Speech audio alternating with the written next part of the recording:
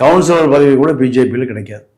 ஏன், எதனால அப்படி சொல்றீங்க? நீங்க கவுன்சிலர் பதவி கொடுப்பதற்கு அவங்களுக்கு குறைந்தபட்சம் ஒரு 25 வருஷம் பிஜேபி ஆர்எஸ்எஸ்ல இருக்கணும்.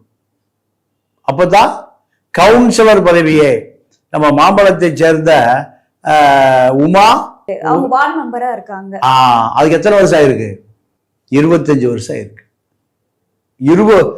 மாம்பழத்தில் வார்டு கவுன்சிலர் ஆவதற்கு உமா மேடத்துக்கு 25 வருஷம் இருக்கு.